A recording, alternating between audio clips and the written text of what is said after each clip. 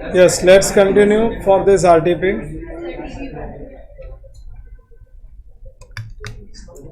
Last हम लोग ने प्रॉब्लम जो कंप्लीट किया था that was depreciation question number 7. Now take question number 6. Question number 6.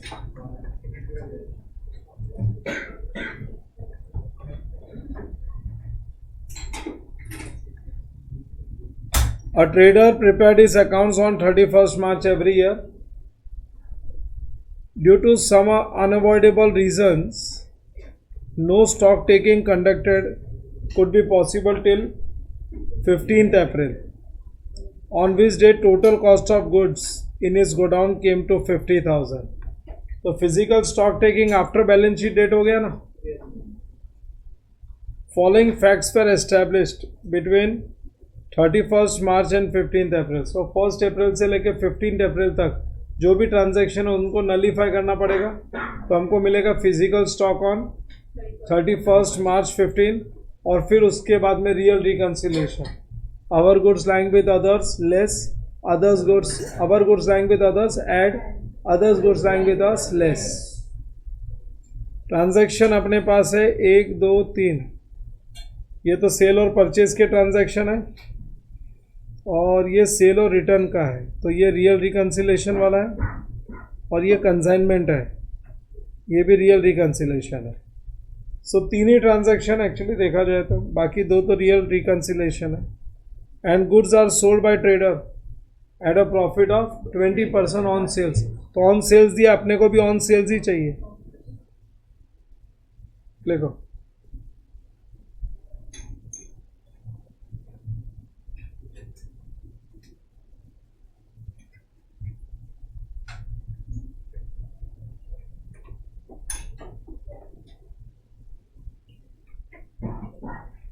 Question number 7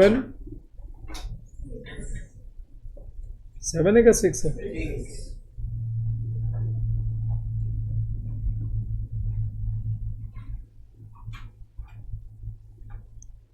GP 20% on sales.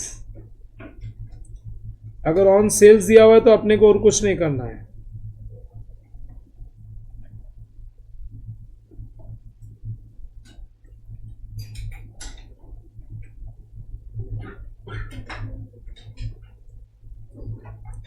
Working for 3 lines,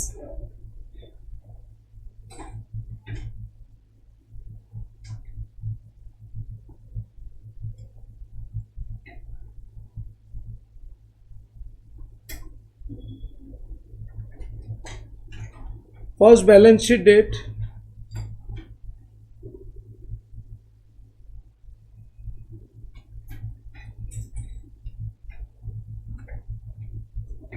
basis is ownership,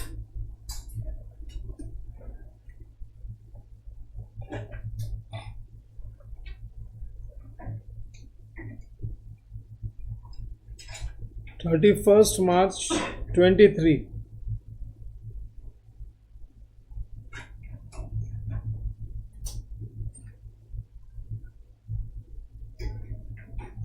April stock taking date.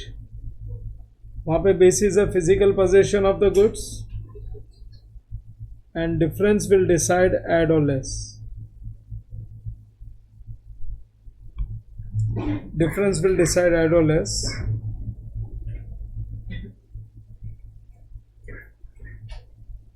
Stock reconciliation statement.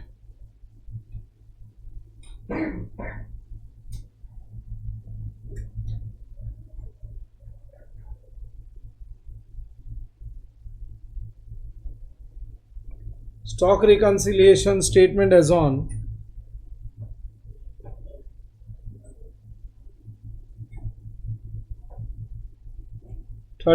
March 2023. Below this, stock as per physical records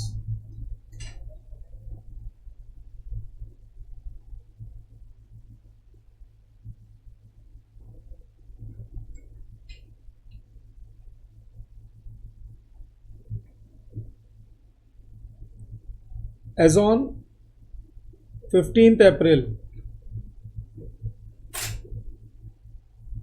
As on 15th April 23 is 50,000. 50,000 ही था, ये रहा 50,000. फिर उसके नीचे लिखेंगे transactions.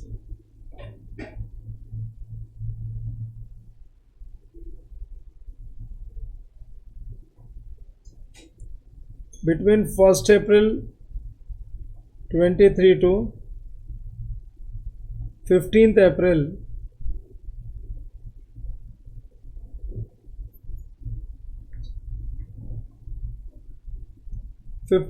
23 3 transaction है.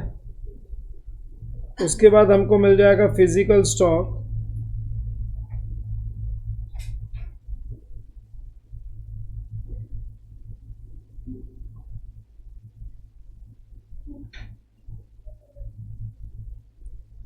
हमको physical stock on 31 March 23 मिल जाएगा.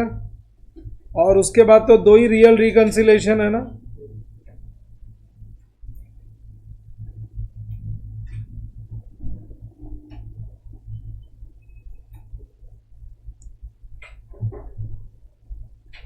और यहां मिल जाएगा 2 लाइन छोड़ के स्टॉक एज पर बुक्स.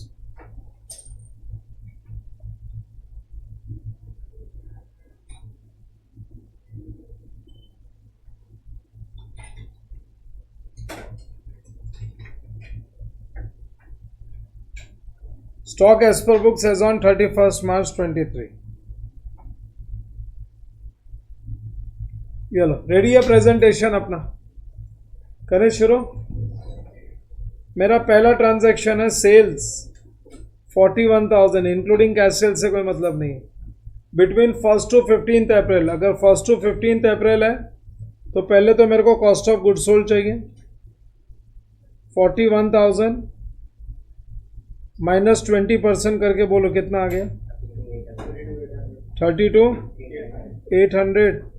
अरे ये सेल 1st अप्रैल से 15th अप्रैल के बीच में हुई है, तो मैं 31 मार्च को अकाउंट्स ऑफिस में जाके कंप्यूटर में बिल चेक करूंगा, एंट्री पास हुई है क्या नहीं हुई है क्या. Have you sold the goods. उस दिन बिल बना ही नहीं होगा क्योंकि सेल कभी हुआ है 1st अप्रैल टू 15th अप्रैल के बीच में. अरे मैं 31 मार्च के दिन अकाउंट्स ऑफिस में जाके कंप्यूटर में चेक करूंगा एंट्री पास हुई है क्या नहीं, क्योंकि वो एंट्री कब पास होगी जब बिल बनेगा. तो बिल बना था क्या. लेकिन यहाँ पे 15th अप्रैल को जब मैं गोडाउन में जाके खड़ा हूँ, फिजिकल काउंटिंग कर रहा हूँ, तो बोलो ये गुड्स है या जा चुका है. जा चुका है तो माइनस करना पड़ेगा. माइनस 32,800. 0 माइनस, अरे 0 minus will give us 0 minus minus. एक तो कॉलम माइनस है ना और एक माइनस है ना. 0 minus minus will give us plus 32,800. Add cost of goods sold.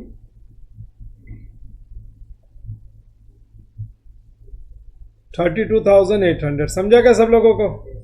Cost of goods sold 32,800. फिर उसके बाद और एक क्या अपने पास, परचेजर्स 5034. इंक्लूडिंग कैश परचेज से कोई मतलब नहीं है. परचेजर्स ये भी 1st अप्रैल से लेके 15th अप्रैल के दिन हुआ है. 31 मार्च के दिन कोई इनवॉइस की एंट्री पास हुई थी क्या. सो अकाउंट्स के ऑफिस में कुछ नहीं मिला. लेकिन जब मैं फिजिकल काउंटिंग करने को गया 15th अप्रैल को, तो बोलो ये गुड्स आ गया था क्या. आया या नहीं आया. आया तो प्लस 5034. तो 0 minus 5034 will give you minus 5034 less purchasers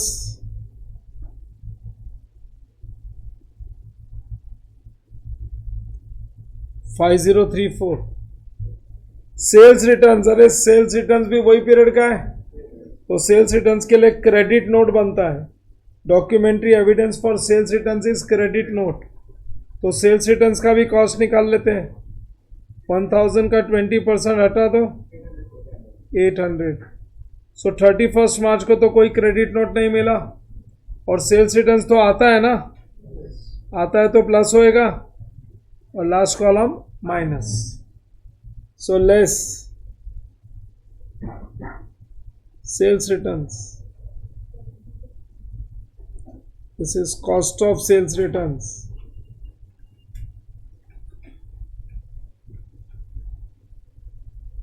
निकालो बैलेंस निकालो. 76,966. 76,966. अब इसके बाद देखो आगे मेरा दो ट्रांजैक्शन है. Our goods lying with others, others goods lying with us. On 15th March goods of sale value 10,000 were sent. Sent का मतलब तो our goods lying with others है, तो ये तो ऐड ही करना है अपने को. कितने का गुड्स सेंड किया था? 10,000 का. ऑन सेल और रिटर्न बेसिस 15 मार्च को भेजा था ना. Customer the period of approval being 4 weeks. 4 week दिया था अपन ने. 4 वीक्स का मतलब 1 मंथ ही हो गया. He return 40% of goods on which date. हाँ, तो फिजिकल स्टॉक में ही आ चुका है.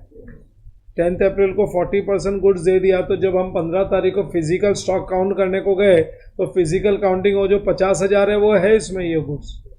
तो ये 40% तो हटा दो. बैलेंस क्या बच गया? 60%.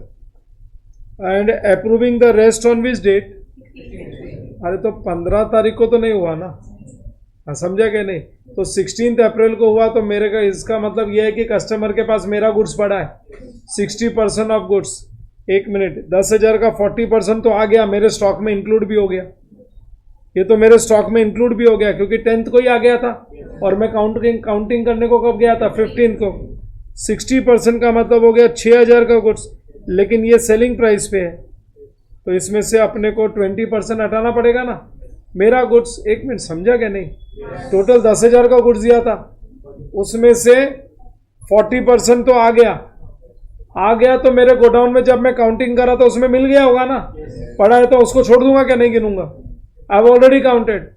और जो 40% के लिए 16 तारीख को उन्होंने अप्रूवल दिया है, तो मेरे को तो 31 मार्च के दिन का काम करना है ना. On 31 March I will say my goods lying with others. अरे 16 अप्रैल को अप्रूवल है तो वो अगले साल की सेल्स है. ये साल का थोड़ी ओनरशिप लूज किया मैंने. सो मैं तो 6,000 जो कस्टमर के पास पड़ा है, एड कॉस्ट ऑफ गुड्स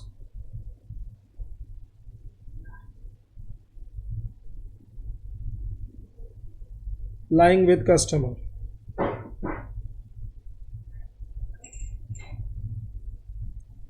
6,000 में से 20% हटा दो, 4,800. 40% आ गया, मेरे स्टॉक में इंक्लूडेड भी है. 60% उनके पास पड़ा है. मेरा गुड्स किसी और के पास पड़ा रहेगा तो मैं ऐड करूंगा. और क्या है? Trader also received goods costing, ये लो कॉस्ट है 8,000 इन मार्च. अभी रिसीव्ड ऑन कंसाइनमेंट है तो किसी और का गुड्स मेरे पास पड़ा है. ये तो पक्की बात है, मैं लेस करने वाला हूं. मार्च में मिल गया था मेरे को. 20% of the goods had been sold. 20% goods में बेच चुका हूं. तो 8,000 में से 20% तो निकाल ही दो. और अनदर 50% और 50%, 8,000 को और 50%. ये कभी 15 अप्रैल को बेच दिया. तो 15 अप्रैल को जब मैं स्टॉक काउंट करने को गया तो मेरे पास खाली 30% ही बचा होगा. 8,000 का 30% कितना हुआ? क्योंकि 20% पहले बेच दिया था, 50% जिस दिन स्टॉक काउंटिंग करने गया उस दिन बेच दिया. तो किसी और का गुड्स मेरे पास पड़ा है खाली कितना? 2,400 का. 8,000 का 30%. Got it? किसी और का गुड्स मेरे पास पड़ा तो मेरा नहीं हो जाता है लेस.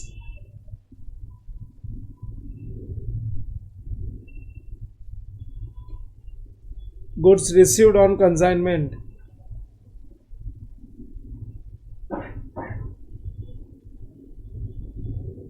$8,000 का 30%, क्योंकि 8,000 कॉस्टिंग बोला है उन्होंने.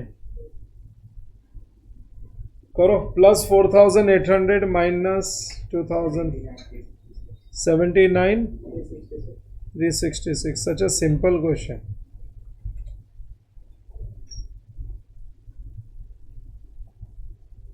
$79,366 हो गया. This is question number 6।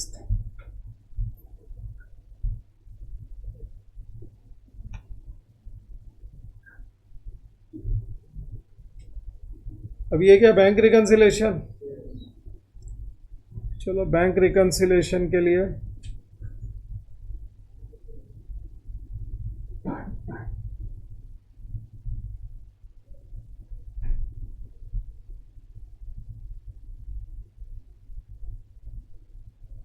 on 31st December bank statement of Summer and Company was showing a favorable balance।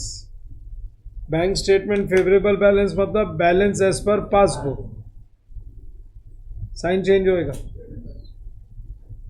This did not agree with the balance as per cash book. On scrutiny of cash book and bank statement following discrepancies were found.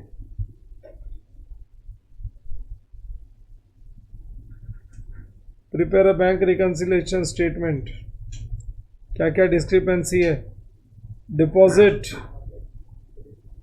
on 29th December not yet cleared, बराबर ना। Deposit of 30,825 दिसंबर 29 को deposit किया था, अभी तक credit नहीं हुआ, मतलब डिपॉजिट येट नॉट क्लियर। मेरे को बताओ ना, डिपॉजिट का मतलब पैसा आने वाला था, आ गया क्या? नहीं आया, तो नॉर्मली क्या करते?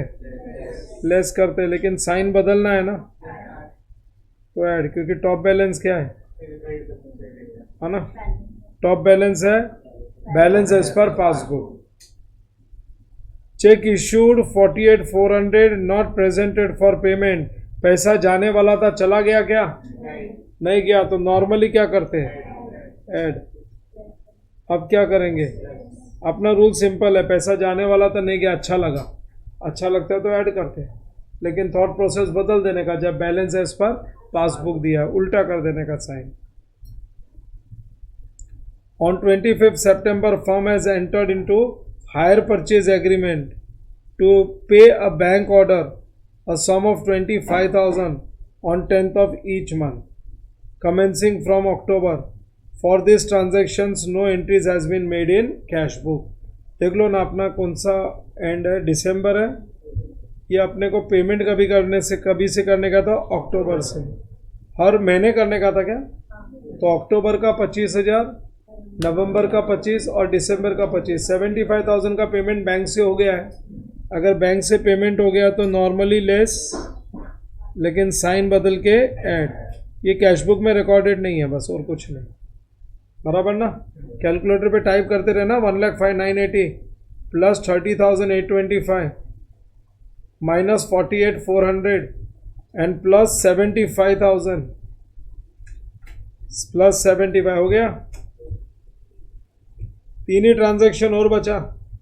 अब ये जो 3 ट्रांजैक्शन और बचा है उसमें सबसे पहला transaction bank charges 1250 not entered in cash book.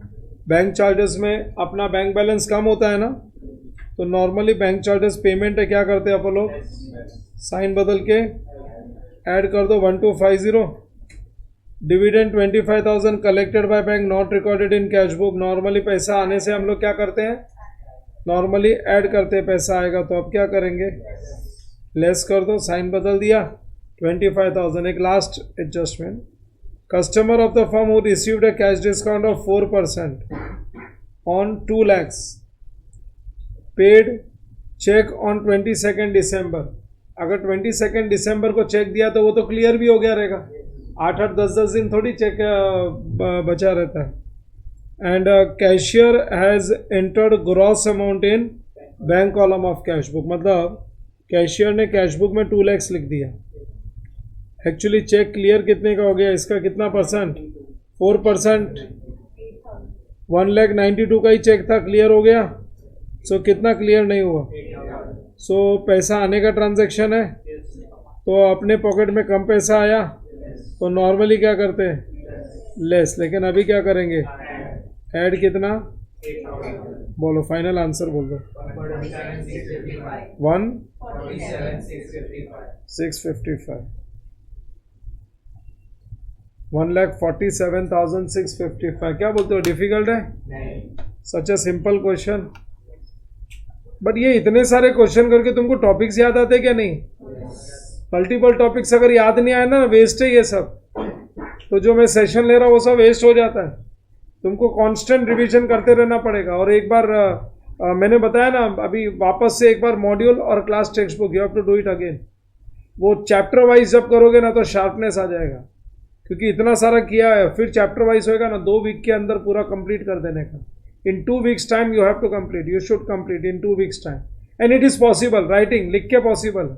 2 week में खत्म हो जाता है। अपने क्लास टेक्स्ट बुक में तो टाइम ही नहीं लगता है। कुछ टॉपिक तो एक एक दिन में कंप्लीट हो जाते हैं। मालूम पड़ा, स्टार्ट किया और खत्म।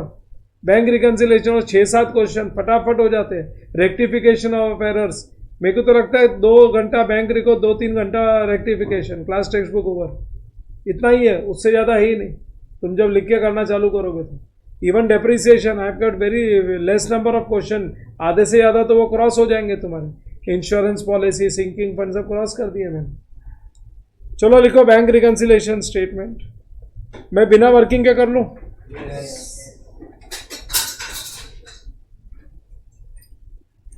क्वेश्चन नंबर क्या है? 5।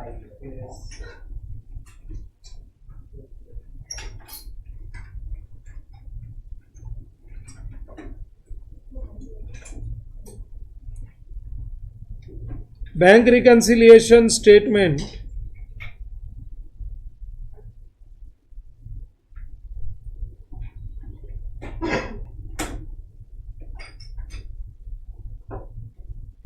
as on 31st December 23,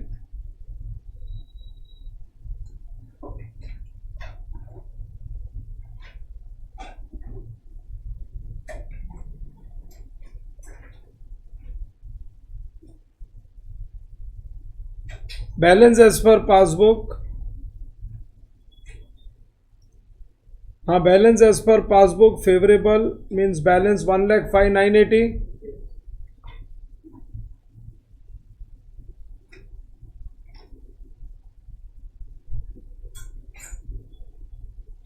पहले सब ऐड वाले ट्रांजैक्शन कर देते हैं। नंबर 1 ऐड ही है ना? Deposit yet not clear, check deposited yet not clear.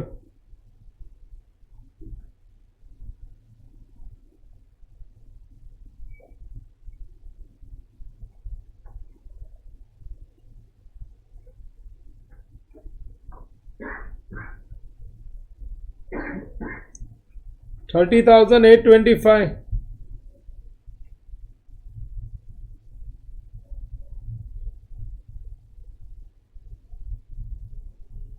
फिर वापस से ऐड ये वाला है।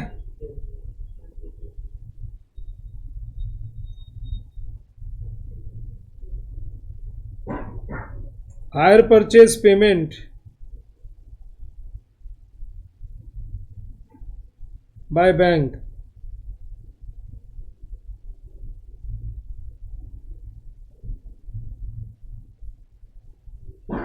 not recorded in cash book.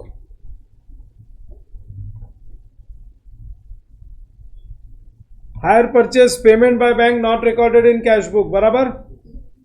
फिर उसके बाद और एक ऐड का ट्रांजैक्शन है ये वाला, check issued.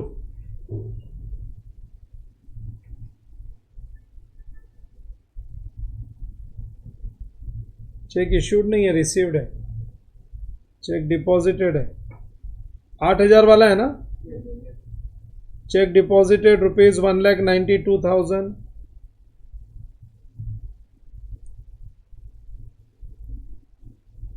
wrongly recorded in cash book ₹2 lakhs।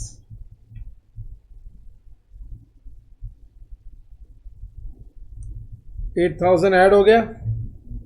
और एक ऐड है bank charges not recorded in cash book 1250।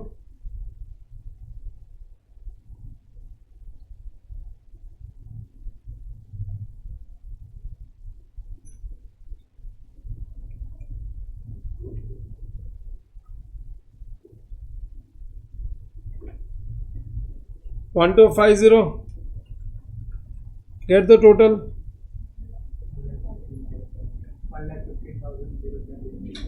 1,15,075 total मारो.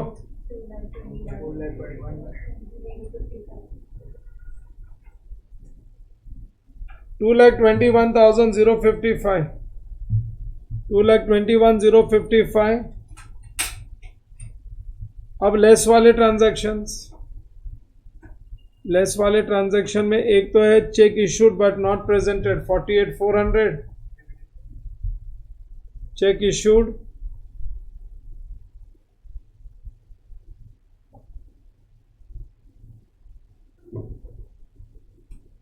not presented.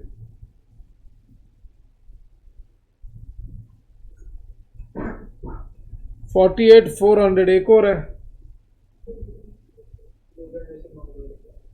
हाँ, dividend received not recorded in cash book.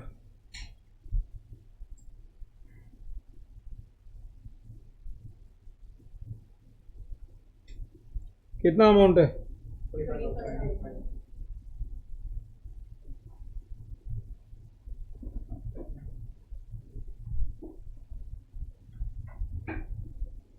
क्या बोला अमाउंट? सो 25 प्लस 48,400 कितना हो? 73,400 माइनस कर दो.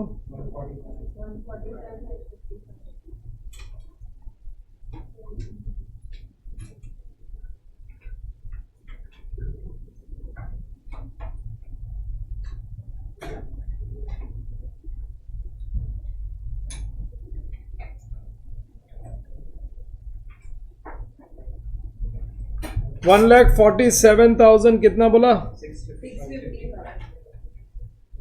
पॉजिटिव है ना? तो टॉप भी बैलेंस है. Balance as per cash book.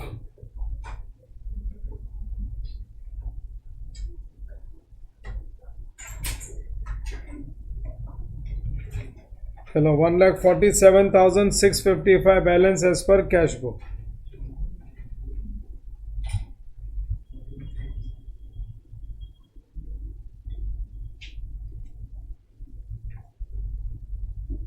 Question 6 हो गया. Question number 5 also done. अब अपने 4 क्वेश्चन और बचते हैं. एक रेक्टिफिकेशन ऑफ एरर्स है, ये सब्सिडरी बुक्स, कैपिटल रेवेन्यू नहीं, सब्सिडरी बुक्स के बाद में एक है ना जर्नल एंट्री का प्रॉब्लम है, जर्नल एंट्री और साथ में सब्सिडरी कैपिटल रेवेन्यू. और ये पहला वाला ऑब्जेक्टिव्स, फर्स्ट वाला objectives.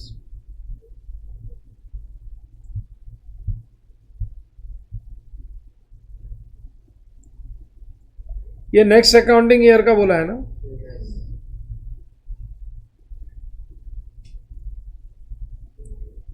Messrs Beta chemicals unable to agree trial balance on 31st March 23 and they have raised a suspense account for the difference.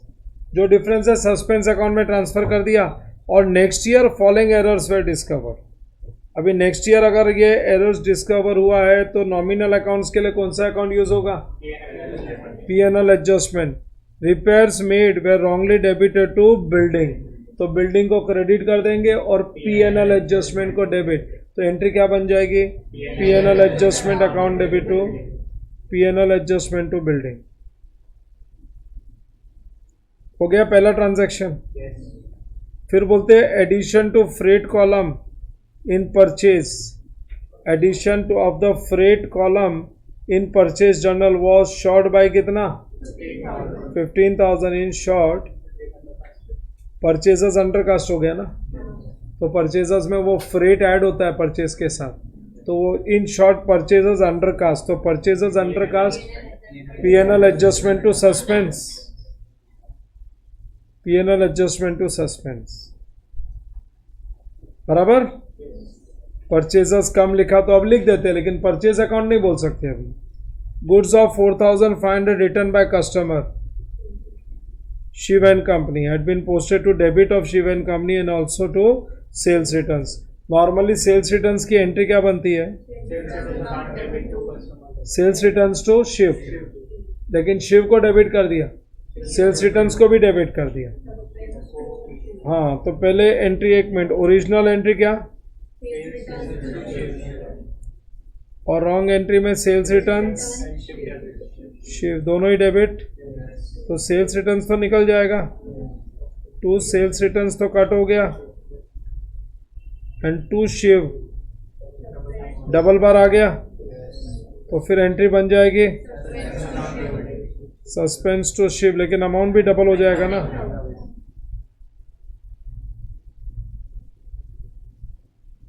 Number 4, sundry items of furniture sold for 30,000।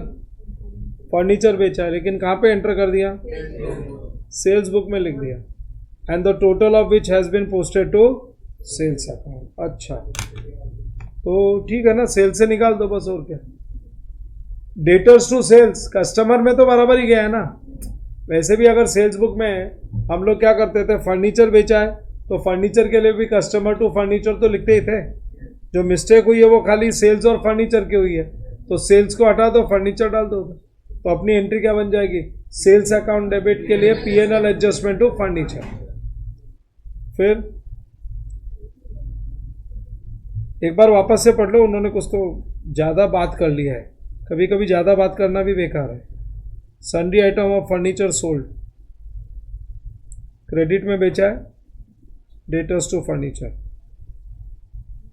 Had been entered in sales day book, so book में enter कर दिया, मतलब debtors to sales,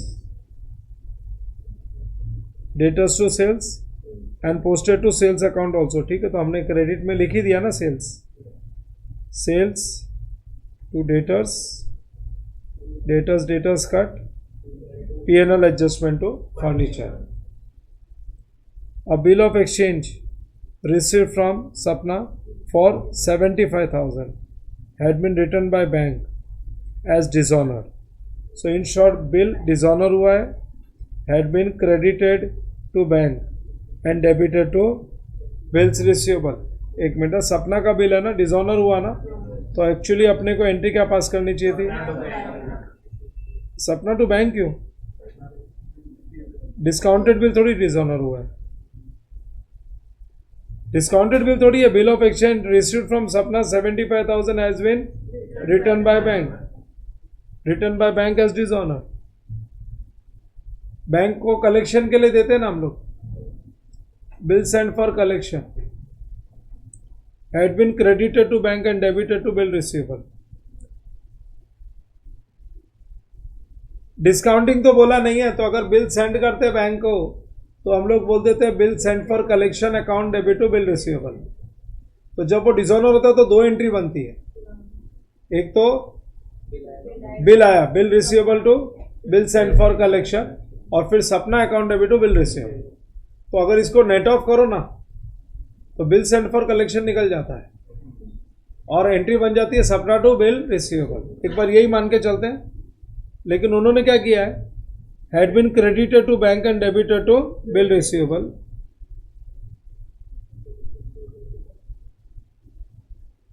bill receivable to bank,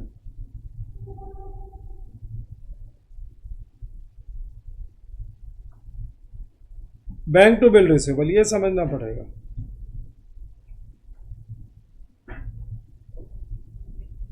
बाकी तो सब हो गया ना, मैं निकाल देता हूं।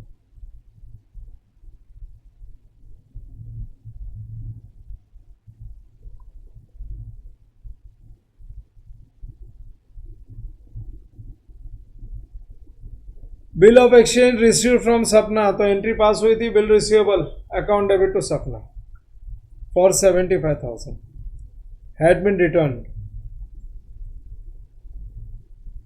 Bye bank as dishonour.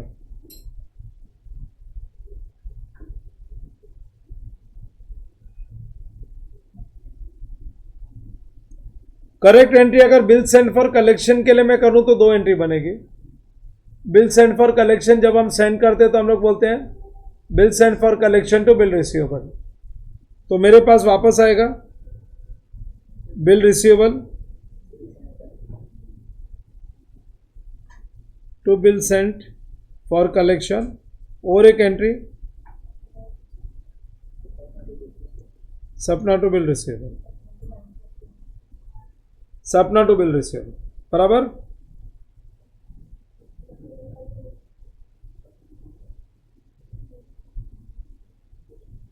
और बाय मिस्टेक क्या किया, had been credited to bank,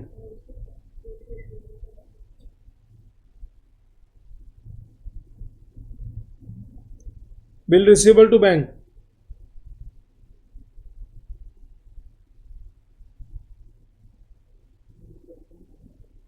bank to bill receivable, यही है ना। तो bank account debit,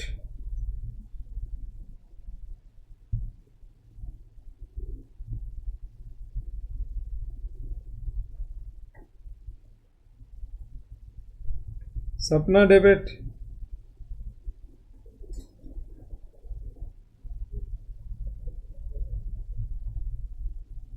to bill send to bill receivable,